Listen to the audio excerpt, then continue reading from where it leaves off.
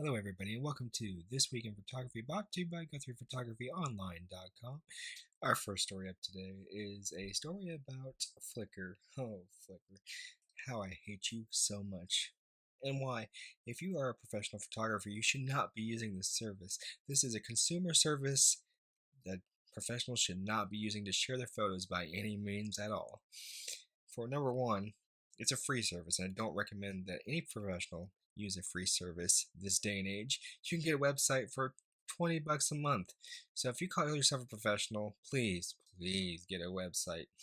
But anyway, Flickr is not only reducing their photos to 1,000 photos for free users this coming up this year.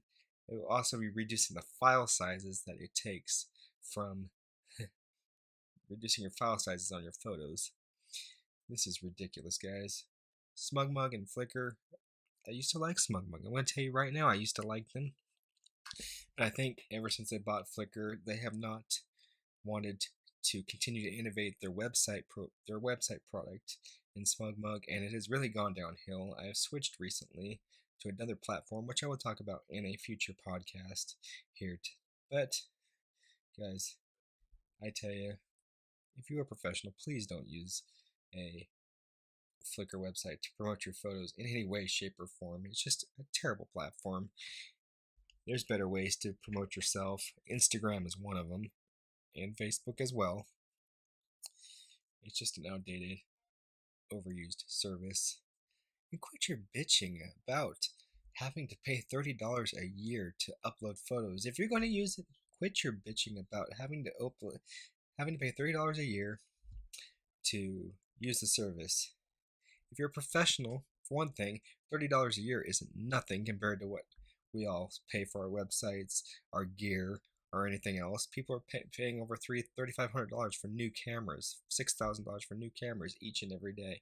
You're gonna bitch about a $30 platform to store your photos? That's ridiculous. Okay, let me tell you about that. That's ridiculous. Okay, so you all need to shut up if you think that Flickr is too expensive. For one thing, like I said one more time, Flickr is a shitty product and no professional should ever be using it. It is for the consumer to share photos with their family, not for you to promote your professional photography. I'm sorry, you guys, if you think differently, but that's the way it is. The next thing I want to discuss is this YouTube community of professional photographers that they claim they're professionals, but all they do is spew out new products. They don't help the consumer with what actual cameras to buy or how to frame a picture properly, or what exposure means, or what ISO means, or what anything means on the cameras themselves, guys. I mean, I used to watch a lot of YouTube photographer people, and they were good. But as of recently, I'd say as of maybe this year or last year, I'm gonna tell you right now, this year or last year, all they've done in the last couple of years is just promote products, and I don't believe that's the way that we should be projecting out to new photographers. We should not be promoting new products to new photographers.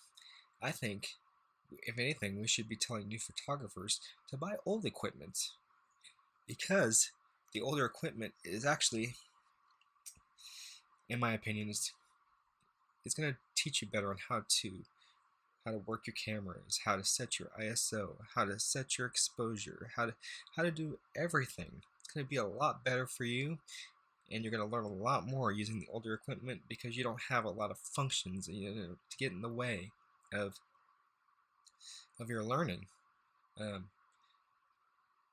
And all these YouTube photographers are promoting different products and stuff like that, and I think the YouTube community in photography has kind of gone to shit. Everybody, it's gone to shit.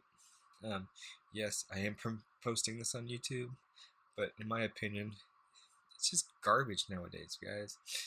I mean, think what you want, but If I was a new photographer, I'd be buying old equipment. For one thing, your camera, yeah, it's important, but you need better glass, guys. You need better glass on your cameras. You don't need to use the 5.8 to 6.1 aperture lenses. You need to get a 2.0 aperture lens. You need to get the fastest glass you can possibly get to start to get your photos right. The kit lenses do not work. If you're a new photographer and you get a camera for Christmas, don't use a kit lens. Save up your money and get good glass. Don't worry that you got the inexpensive cameras, this, that, and the other. As my professional camera, I still use the D700, and my photos are on par with any mirrorless camera that all these guys are promoting out there, saying you need this, you need that, you need to do 4K. Okay, I don't believe it. I don't believe it, and you can never get me to believe it. These people are out for the money. These people are not out to help you.